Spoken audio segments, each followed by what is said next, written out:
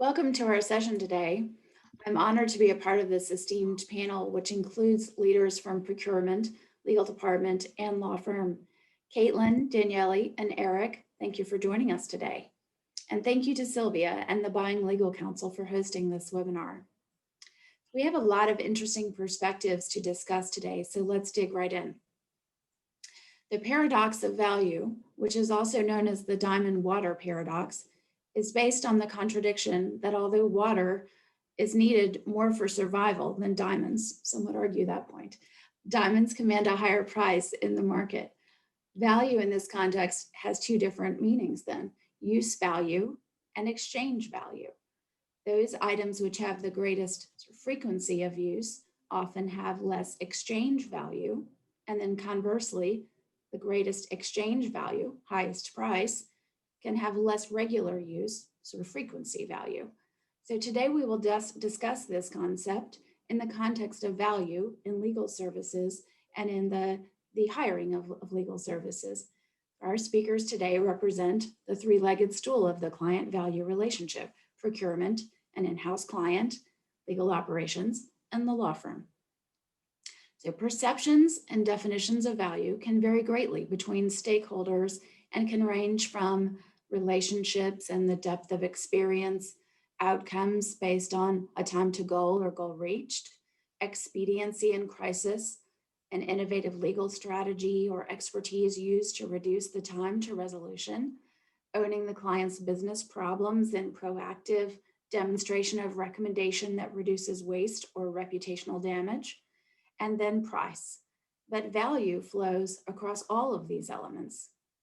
So consider what the common threads are realistically: relationships, outcomes, and price.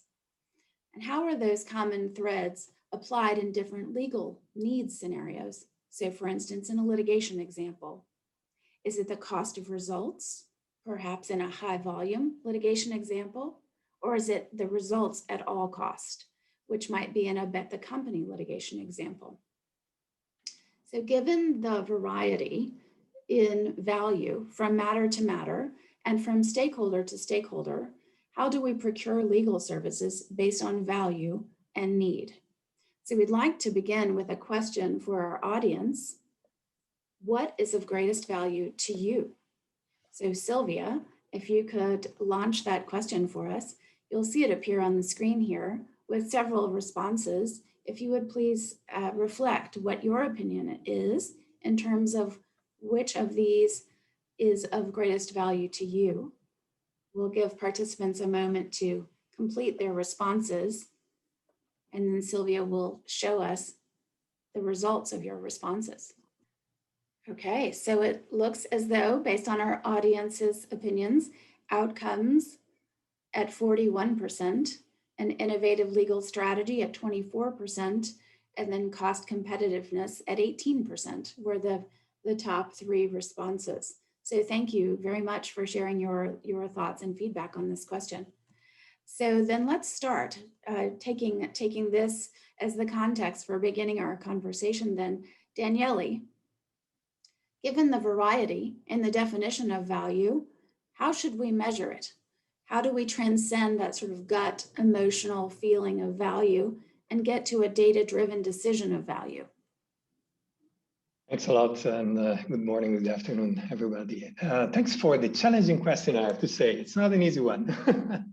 For me, the first thing that is critical to do is sit down with the legal department, procurement, and probably even some of the customer of the legal department to start segmenting a bit which are the legal services that you are purchasing, because the value, definition, and measurement will be directed by this.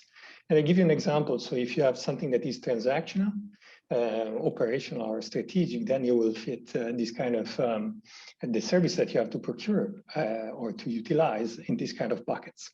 These buckets can vary largely by industry and industry. There are some industries where patent litigation is transactional. In some other industries, the holy grail of all the legal services. So this will, this first segmentation will already direct you to, okay, how do I measure value on a transactional, for a transactional services? And then you start thinking about hard measures and the soft measure. If it's something transactional, you probably will focus on something easy to measure and hard, like price and procurement. I cannot start my discussion with price. And then, but there is also efficiency and productivity that for transactional items are critical. But then when we move toward more operational and strategic, then things changes. So you have more soft measures, and then you have to consider more the outcome. I'm very happy that from the first polling, we're really aligned with the audience that outcome is really critical. And the more strategic the legal services, the more you have to think about how to measure it. And there are also hard measures for strategic matters that you have to source. And you have to consider also something that is more intangible and soft, like the satisfaction that you have in your legal department, the satisfaction that you have in your end customer, that is determined by the outcome. So price is going to be there, of course, also for strategic matters, but really looking at the outcome is really critical to measure the value. So this is a bit my view on this topic. And just one point to close my view is that if you don't do it and you work in procurement, what happens? Well, you can meet your objectives in procurement and save some money, but then you will alienate all your legal department, and then you might even create a couple of issues with your legal firms. So be mindful. Thank you, Daniele. That's very helpful perspective. So that same question then to you, Caitlin, as the in-house legal department representative on our panel today, how do you measure value? I absolutely concur with what Daniele was talking about. It's always about outcomes, but you also need to put in the intangibles as well and make sure that really the relationship is driving what you're trying to do for your clients, both inside the legal department and building your partner relationship with the firm.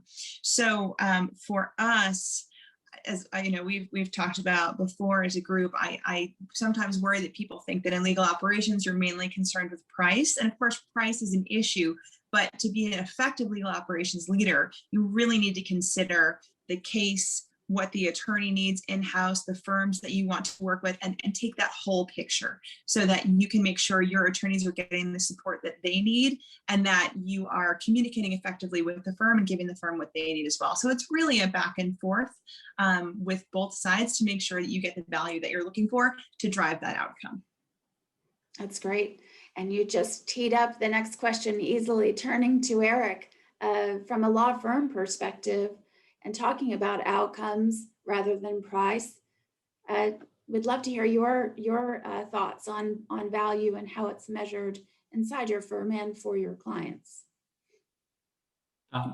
It is a tricky topic for law firms. I think we're stuck between a rock and a hard place in a way, or at least one might think that. There is the immediate, the obvious element is that a partnership, is a P&L business. So you're going to be measured at the end of the year based on very dry financial metrics and KPIs. But unless you're a niche firm, unless you're a purely transactional outfit, if you want to be a relationship firm, if you want to grow the business in a sustainable way, you need to have some sort of a more long-term take on the relationships that you create with your clients. And you need to be able to invest time to really become a client-centric organization. So that means that delivering value to the client is understanding how they operate, what their constraints are, what their KPIs are, and how we're going to sort of, find our place in that jigsaw puzzle. And that takes time. And it's not a 1-year result. It's something that is going to be built up, over and over again, by long interactions with the client, an iterative process that requires a lot of headspace, both within the law firms, but with the client as well. So I think that's this sort of a constant, stressful relationship between those two timelines that by and large is at the center of this value paradox for law firms. That's great, Eric. Thank you. So when we're thinking about outcomes, when it's a bet the company type of situation, the strategic fit of a certain firm might drive a different ROI on using them when that work is sort of critical, more bet the company oriented in nature. And a proposal for that type of work might focus more on sort of strategy and how the firm will achieve the goal on behalf of the client. So for example, when an in-house leader, a GC perhaps, hires a firm sort of outside their panel, outside their convergence program, where they have a high exposure situation and the price is sort of less of a consideration, how does a scenario like this shift a value measurement and consideration conversation? I'll open that up to any of you who would like to comment on it. I bet you all have a perspective on this issue. Eric, would you like to start? Yeah, or Caitlin, I see that you are about to start, Caitlin. So, Please, right. after you. Thank you. No, I think that's one of the most intricate aspects of it all. I think it's fair to say that over the last 10 years, the weight and the importance of panel arrangements have increased tremendously. It comes with a lot of advantages for law firms in terms of exposure, and it's a wonderful way to embed the relationship and to institutionalize the relationship with the law firm and the client. But it is by and large a price-driven process, which imposes quite a lot of constraints on law firms. So law firms are, conscious that they need to make the most of it. And in some interesting circumstances, the decision to appoint a specific law firm will fall outside of the hands of procurement, will fall outside of the hands of the legal department, and it will be the C-suite for the most strategic disputes or the most important transactions that they will actually get their hands on the decision. And you enter into some sort of a parallel realm, which has pretty much nothing to do with the panel arrangements in place. And so that means that you cannot be complacent, and you cannot take the relationship for granted. The panel arrangement is a ticket in, but it's just not a secured stream of business in the future, and you need to nurture the relationship. And so it's just, you need to align your concerns for revenue generation and for, relationship building. And that means reaching out to and using the panel as a way in to engage with all the major stakeholders of a corporate, of a client. And that's where you have your sort of a sweet spot as a panel firm, I think. Caitlin, we'd love to hear your perspective on this scenario. Thank you. Yep, absolutely.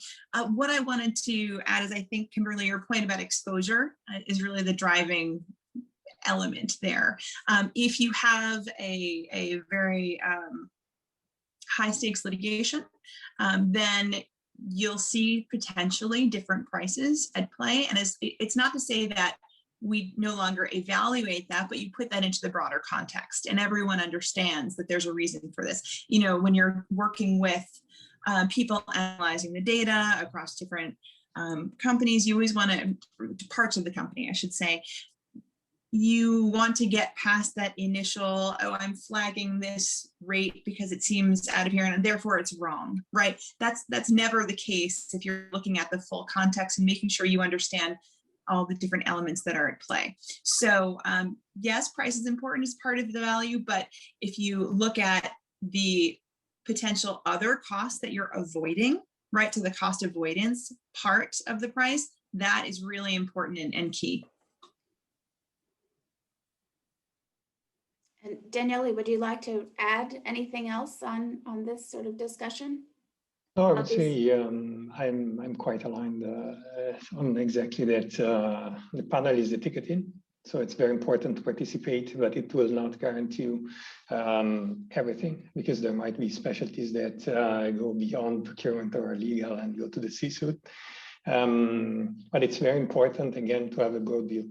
Exactly as Caitlin said, you have to be pragmatic and saying if someone has a strategy that will shorten the litigation considerably or will avoid to go to the court, that's I would say priceless from a company perspective, and therefore I would say the concept that it's a big procurement, but I think it's important to mention is the total value of ownership.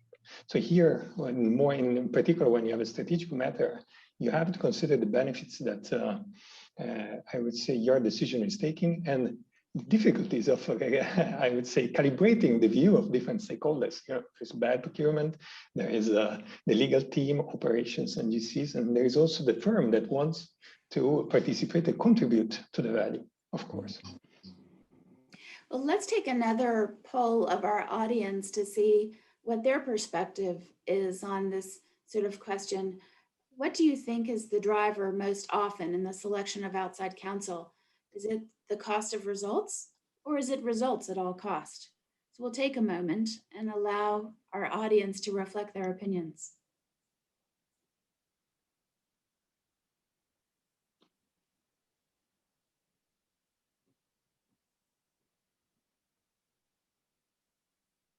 Thanks again, Sylvia, for allowing this interactive polling of the audience. And people are definitely giving their answers now. We'll leave it on for another few seconds. So please vote and let us know what you think, because right now I can tell you the race is very close.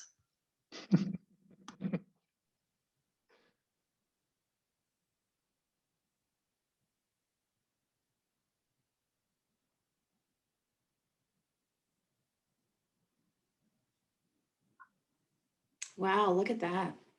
That's really close. So 53% voted results at all cost, 47% voted cost of results.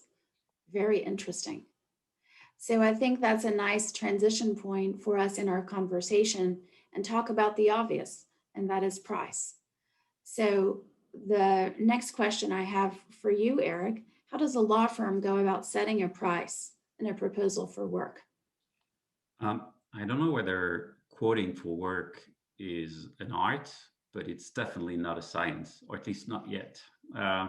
So it is a, there's no one size fit all formula to that. I think you really need to assess exactly what you are pitching for. And that means understanding the needs of the client, their constraints, and engaging with your main stakeholders to try and understand the wider context of any request for work is absolutely crucial. So if you send a response to an RFP without having picked up the phone and talked to the client, you're crazy. There's just no other way to put it, or you just don't want to work. But that's just one part. That's just one part of the element. The other sort of a second, leg of the process is, why are you pitching for this work? And there's this great analogy. Whenever you talk with investment bankers, they will tell you that for a plain vanilla syndicated facility agreement, they are losing money, but they're only doing it because it's an entry point in order for them to be able to cross-sell other more bespoke and value-add services for their clients. And I think that by and large, this is the lenses that we need to rely on when we pitch for commoditized work or transactional work with low margin. It's just, here again, it's just, it is an entry point.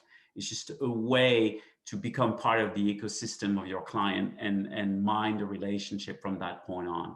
So you need to be in a position to decide whether you're going to be pitched, below your own sort of margin requirements, because there's an ulterior motive, there is an underlying reason for you to do so, and for that you need the backing of the firm, you need strategic alignment, you need the practice and central management to actually acknowledge that sometimes you need to lose money to actually win money. And here again, it's those two timelines, short-term and mid-term, that will conflict. But it's this thin line that is, I think, the silver lining in all of this. That's a great perspective, Eric. Thank you so much for sharing from the law firm's side. So, Caitlin, how do we bridge the gap between legal department's need for budget certainty and legal expertise and the law firm's experience that they're sort of losing out in bids where it seems that it's all about the sort of lowest price? That's a great question. And I think I'm going to take it back to the relationship and having that open line of communication. So from a financial management perspective, we do annual budgeting, we do quarterly forecasting. We've done a lot of work to standardize this process and have a system that we use to capture this and then have conversations with our in-house attorneys and then the firms. So I think that goes a long way toward transparency, both in what we can expect and in terms of what the firm knows we're looking at. So that really helps the conversation. And then other things that we do are periodic firm meetings with our biggest partners to make sure that we're on the same page, that they understand our needs, that we're hearing from them about ways our relationship can improve or ways that it's working well. So those quarterly financial processes married up with the conversations with the firms on a periodic basis. And then Kimberly, I'll go into a little bit here, and I know we can touch more on this later. But one of the things that we're looking at developing right now are law firm metrics, looking at qualitative metrics and quantitative metrics to make sure that we have a good basis for those conversations. To say on a quarterly basis, we poll our attorneys in-house to get a sense of how the larger firms that they're working with are meeting their needs, both from an outcome perspective as well as a service perspective. So we'll start to have some more data that we can share with the firms to inform those conversations. And then we always look at the financials and as well as some other key quantitative metrics. So I think, as I said, it's about the relationship, but it's, I think, also more helpful for the firms if we can come with some key data points and things that we're seeing that the firm can then react to and then build that relationship and drive the transparency. That's great. That's really good guidance. Thank you for that, Caitlin. So Daniele, thinking about procurement's role in value delivery, transparency on price, what is the most useful thing to you in evaluating firms and service providers on their price, on their proposals? I think you said the word, the transparency, in the question. Mm-hmm. So what is critical for us is developing a trust relation that gives us, I would say, the transparency that is required to avoid unnecessary discussion on price.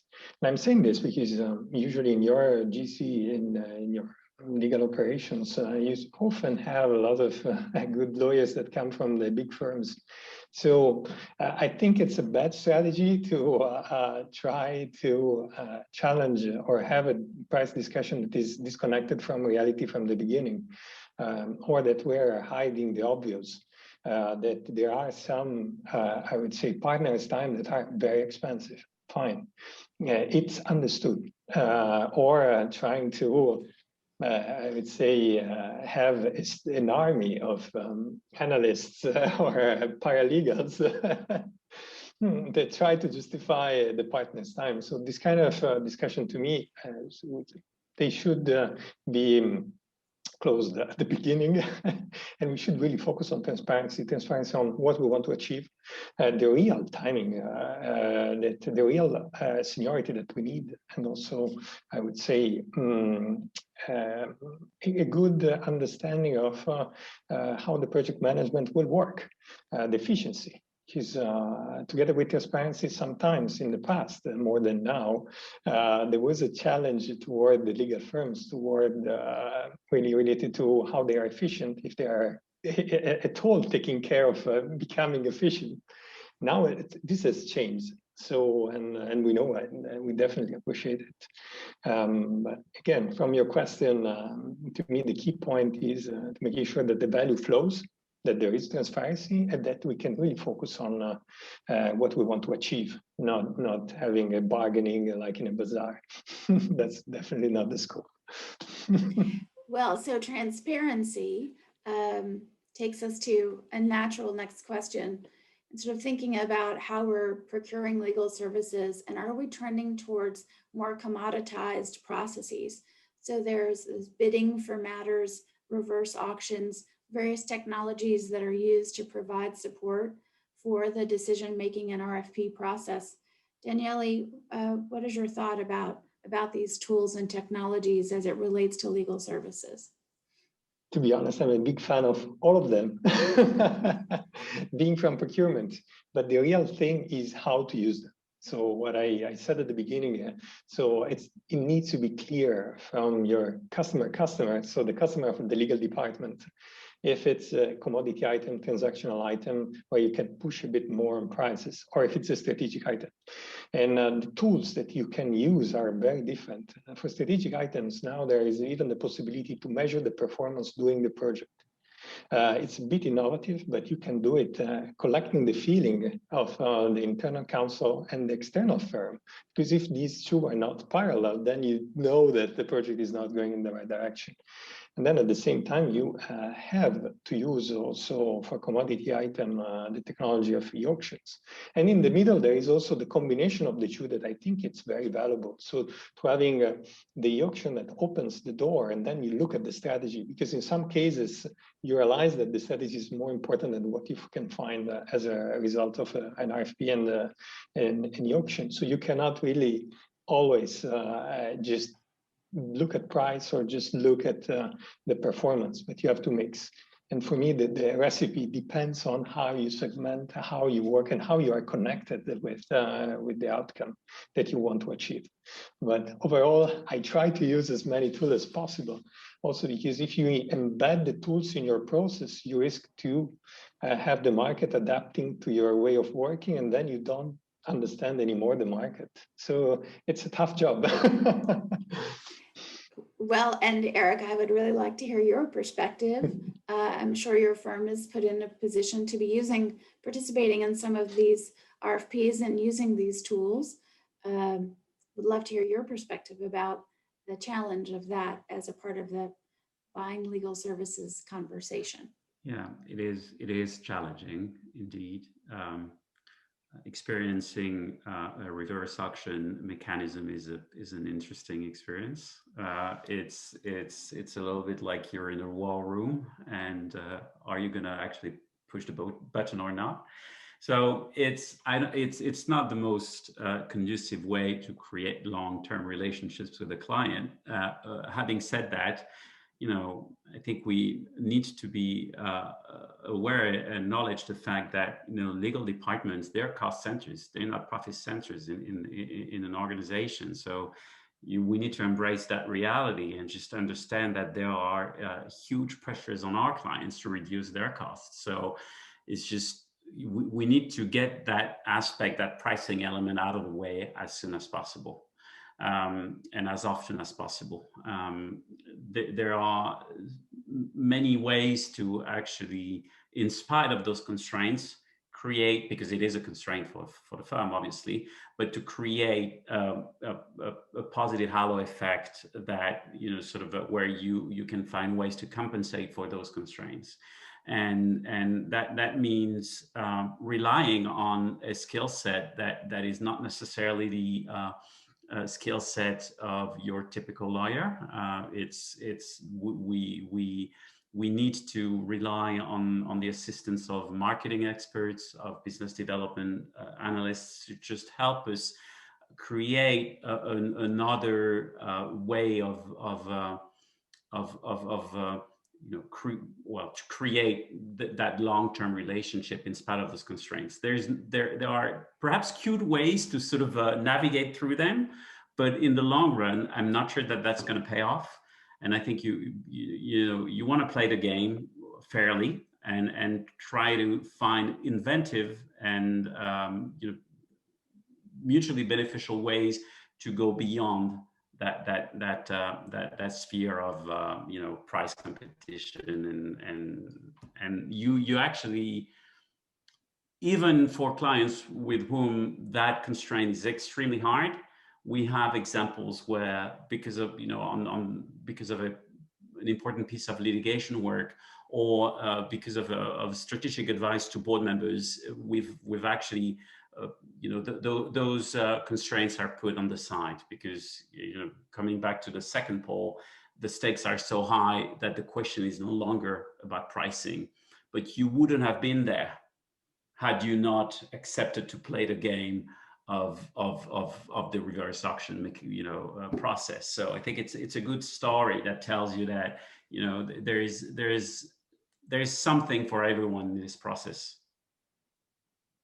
Well, all of you have made the point, and Eric most recently, but all of you have really emphasized the point of the value of the relationship. So I'd like to turn to that segment of our conversation. And Eric, while you still have the mic, in preparation for today, you talked about the importance and benefits of something I call the zipper concept, which I was taught by my mentor many years ago. And I'd like for you to share your thoughts on that concept from a value standpoint. Yeah, I mean, I think perhaps, Kimberly, if you could sort of explain the zipper concept in 1 or 2 sentences, and then I'll expand.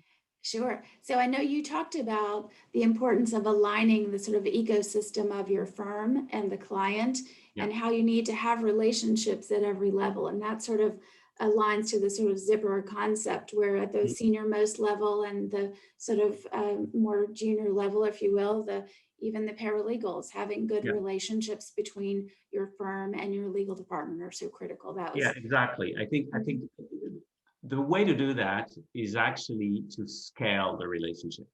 And it is difficult because it's one-on-one. We're talking about human interactions. So it's actually very difficult to scale a relationship.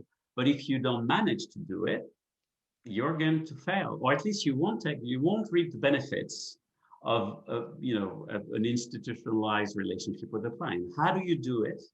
You do it by expanding the skill set of lawyers within law firms. You do it with acknowledging that we as lawyers have millions of blind spots, and that we need the help of our business development person who know how to bring a relationship forward. You need to actually act not as a gatekeeper of the relationship, but as a connector. If you do that, and that's your role as a client relationship partner, is to open up the relationship. And then there's a little bit of a servant leadership element to that. You need to spend time, and I mean real time, engaging with the clients to understand their needs and to connect those members of your organization who can bring something in terms of value to them. And that's this, if you do it at every level, and if you actually raise the awareness of that mindset, with the young flock, with the paralegals, with the PAs, with everyone, then something, slowly but surely is going to click, and you'll get that zebra effect. But it that requires to become a truly client-centric organization, and to dedicate means to get there. Yeah, absolutely.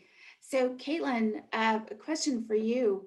Looking behind sort of short-term transactional matter interactions and investing in developing a longer-term relationship, partnership with your service provider counsel, what are the most strategic ways your law firms have used to evolve that relationship with you? I would say over the period of time, it's delivery on results to make sure we can build that relationship, and the law firm can demonstrate that they understand what's important to AIG or any company that we work with. So just like in any professional career development or relationship development, it's about that consistency, right? Consistency of delivery, making sure we're aligned, and then continuing that. And typically, as the law firm works well with our attorneys, the attorneys will start to ask for them on more important cases or more strategic cases. So I think it's a lot of what Eric was saying, right? You get in the door on the transactional piece and you build the relationship so that when you do have a strategic case come up, you're top of mind, right? That you as a firm understand what the company needs. So there's certainly that, but I do completely agree also with everything Eric was saying about getting on the panel.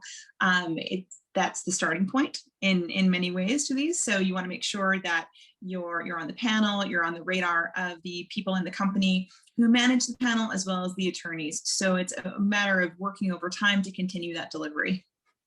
And if I may just add, candid feedback from both ends is actually crucial, because I know that being able to actually address some of the pain points that we have, even though we're not the clients, is actually important, because sometimes the unspoken narrative is getting in the way and is creating a lot of static in the relationship. So being bold enough to actually say, this is hard for us, this is difficult, we're struggling, why don't you try to find ways to compensate for that? And it's actually a great talking point in the client journey. So Eric, when we were preparing for this webinar, further to that comment, you would talk to us about sort of some of the challenges from inside a law firm, from a management standpoint, sort of looking at clients of the firm and who is represented and the nature of the relationship, and even sort of thinking about regional variances in how you might have some client relationships and some sort of demands from procurement in the US, and then how that might vary in the EMEA markets or other markets. Can you talk to us a bit about sort of some of those internal management challenges that you need to address from a global standpoint? I think it's probably fair to say that most international law firms have some forms of client programs. They will vary in shape and form, but now it's absolutely a given. And the challenge is to effectively address the many different businesses and markets that create a law firm. And I think what is absolutely crucial is to give sufficient weight to local markets, to local practices, and to try and align this with the need for a global overarching sort of a strategy that can unite the firm and drive results in a consistent way. Kind of talking about the need to be consistent and to deliver the same level of value to our clients across the piece. In order for us to do that from a sort of a management and leadership point of view, I think it's really I think it's more a leadership issue than a management issue. I think is how are you able to nudge partners in a way that from a cultural point of view, they will accept to give headspace to a client program that might not necessarily immediately align with their immediate needs, their local clients. And it's always difficult to say to a partner, I want you to dedicate time for a client with whom you don't have a strong relationship now, but bear with me, just give me 18 months and you'll see. I think there's this leap of faith exercise that needs to happen, or stage that needs to happen. And in order to do that, it's all about nudging. It's all about engaging with partners one-on-one. It's almost a series of personal epiphanies, and you need to actually spend a lot of time convincing clients, convincing partners that there's something in it for them. And yes, so it's a long journey, but it requires a strong willingness to actually drive a program at the executive level, and touch points and leaders across the partnership who are aligned with that goal and who echo the mindset and the way ahead. Eric, thank you for sharing that. I think as we strive toward closer, stronger relationships between all of the legs of the client value relationship stool, if you will, it's important to walk a mile or even attempt to walk a mile in each person's shoes. So it's very helpful just to have a bit of perspective on some of the internal management challenges that you deal with in the law firm. So Daniele, turning to you on this topic of relationships, how, and we had a question that I'm going to weave into this question as well from the audience. So how does the legal department communicate to procurement on the value of its sort of existing personal, professional relationships with its service providers and the impact of those relationships in your selection process? And ultimately, when you're sort of involved in that selection process conversation, you had mentioned making sure the legal department is satisfied with the selections that are made. Talk to us about how you measure that. So I think I will pick this and link to the discussion of Eric. And before, there is the value of trust. So something that is critical in the legal industry, it's really trust. So you're not talking about things that are, I would say, light. You can get burned heavily if you underestimate it. So the trust factor is fundamental. And it's fundamental for the GCs. So if I go to my my legal team and I tell them, look, these are the partners of these fantastic firms, and pick one of them, the first thing that they will tell me is, I don't know anybody from these firms.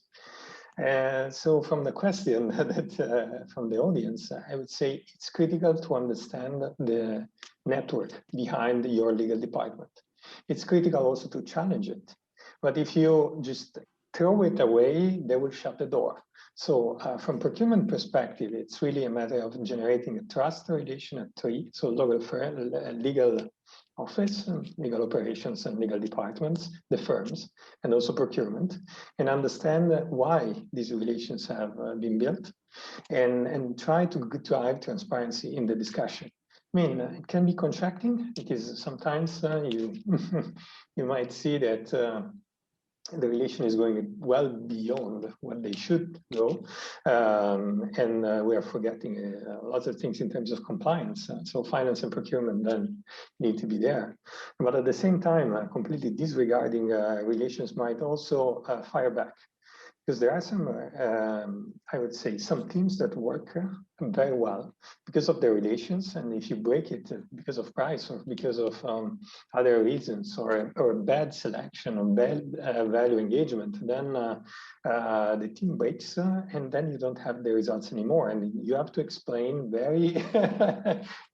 have a very detailed explanation why you didn't do that. So it's a journey. Too much relation, to me, procurement view is wrong, drives the wrong behavior. Too little relation is wrong as well, because you don't get this multiplier effect that turns the discussion from price to the outcome. And that's really, in my opinion, where you should go and where also procurement has to help the value to go. That's a very helpful context. And we have a lot of questions from our audience. So I think we'll sort of hit some of our final section of kind of proposed messages today. And then we might be able to take a few questions with the time that we have left.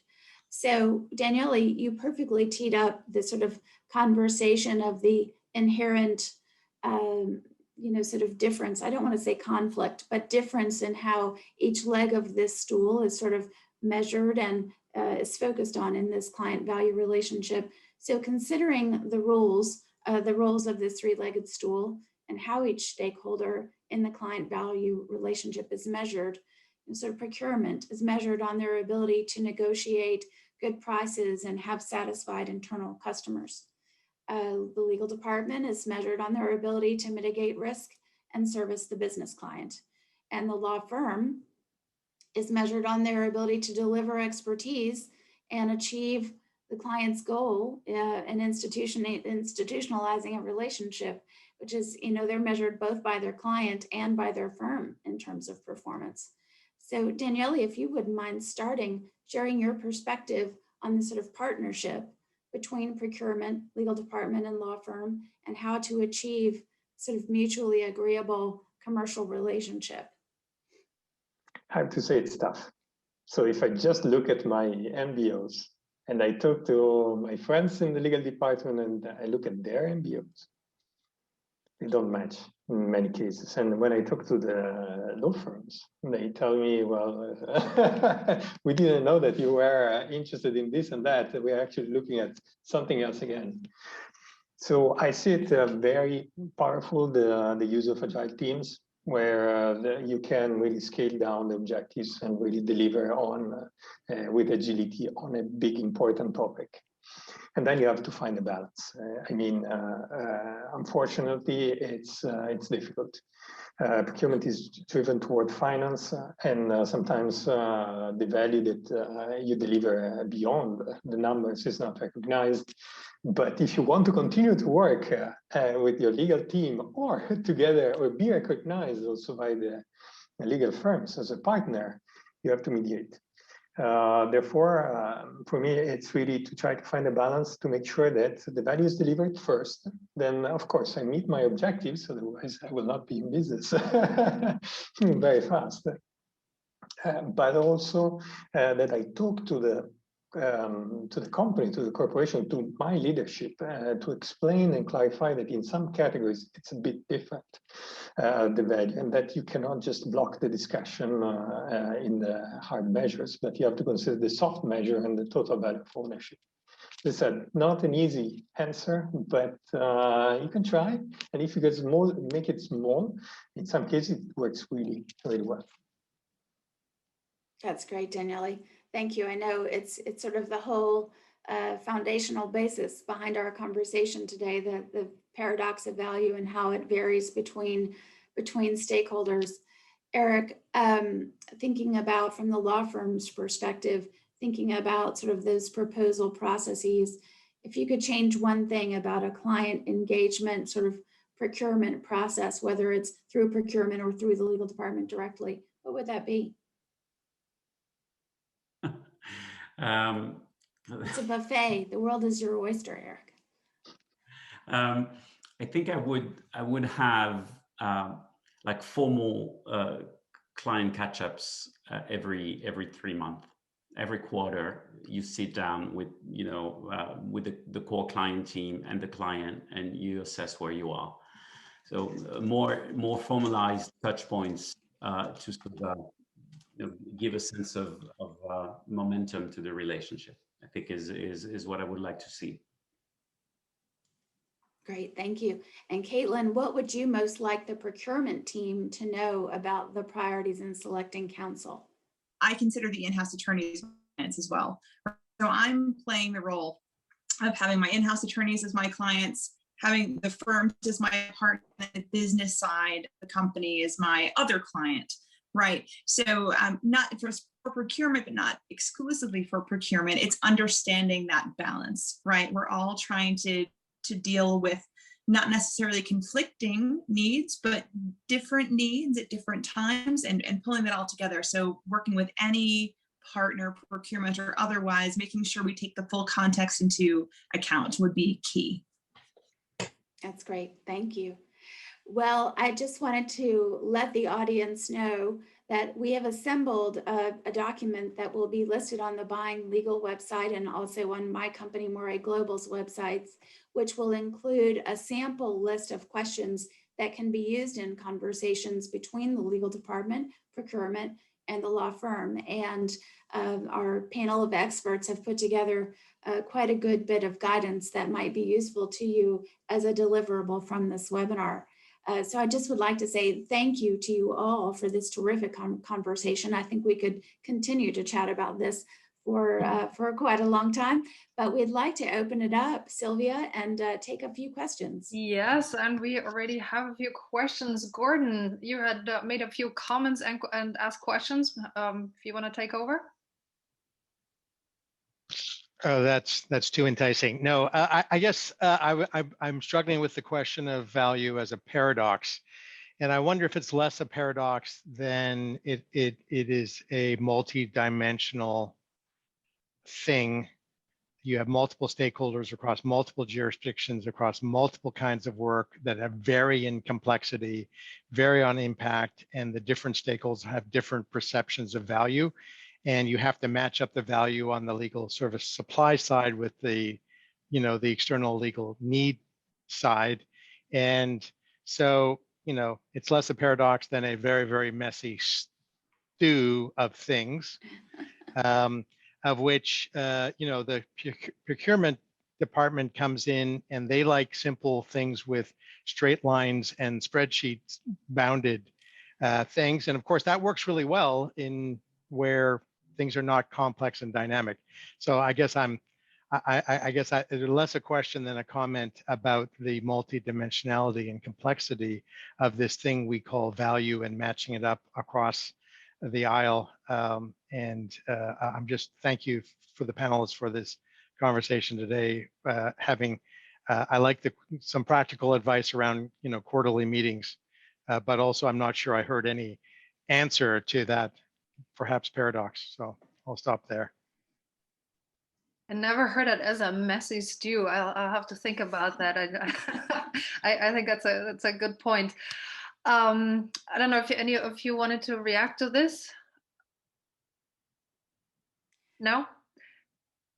Well, I think it's certainly an insightful takeaway from the conversation, and really gets to the nature of what's represented by the three panelists in this conversation, that it is all about the variance between stakeholder perception, the role of the three individuals in the client value relationship, and the nature of the work. And ultimately, it's the effort to put a little bit of transparency around the conversation that we're trying to address today. But absolutely agree that there's some stew factor going on for sure. What do you think is most time consuming in the selection process, price negotiation, or service level definition, or anything else? I guess that question was for Daniele. That's a great question. Well, sometimes it's your own processes that you set up that are the most time consuming. So sometimes you have to think about if your heritage is adequate with the new tools. So digitalization usually helps in speeding it up. But the second part, apart from using digitalization for the more process management, is really defining what is the scope. To me, that sometimes is a battle. And it's not a battle because the internal legal team is difficult to work with, but it's a battle because it's not so easy to chunk down in pieces. But it's so important to spend the time in chunking down the scope and trying to understand what we want really to achieve. That yes, it's the majority of the time when you source to try to define a good scope, but it's time well spent. And to me, coming back also to what Gordon was saying, there's probably no answer to the paradox. But maybe one small one is that if you make the paradox very small, so if you have a good scope, and if you have a good team that work on a specific task, then you kind of destroy the paradox bit by bit. So again, but you can't cut corners in terms of spending the time on the scope. Try to work on your processes, yes. Try to use digitalization on the scope. For me, at least, my experience, tough, long battle. Sounds good. Thank you very much. And we had a question from Laura. Laura? Good morning. Hi, thank you, Sylvia. And because I'm coming from the law firm perspective, I manage our RFP responses. I feel like I ask this question a lot, but it's sort of, accepted knowledge that you should have a good relationship already with anyone for whom you're considering submitting an RFP response. And we do always take that into consideration. But the reality is that we have actually been included in some processes where we didn't have a relationship, but we were brought in because of our reputation, because of connections, referrals, that kind of thing. So this idea that we do have an existing relationship with the potential client is not always possible. And so many procurement processes are very rigid in terms of your ability to reach out to the law department contacts. So I ask this question all the time, but it's hard. Everybody says you have to have that dialogue. We would love to have a planning call, a clarification call for every single RFP, and it's just rarely allowed. So that's the conflict that we deal with all the time. And I don't know if there's an answer to it. Caitlin, you might be in a position and to address that. I'd appreciate any guidance. Sure. That is a great question. And I think that you can build your relationship with the company based on the reputation that gets you in the door. So I completely hear what you're saying there. And then in terms of time and relationship and the processes, I don't know that we necessarily have a hard stop on interactions with the firms. We have people on my team that manage the outside counsel relationships, and I think they're fairly available. I would hope so across all. So I'm not sure I have a specific answer for you. I hear what you're saying. You know, we always want to have as much conversation as possible, and with time and with the number of firms involved, it can be difficult. But I think that especially as we're building a relationship, if there's something that comes up, then make the time. I hope that's helpful. Yeah.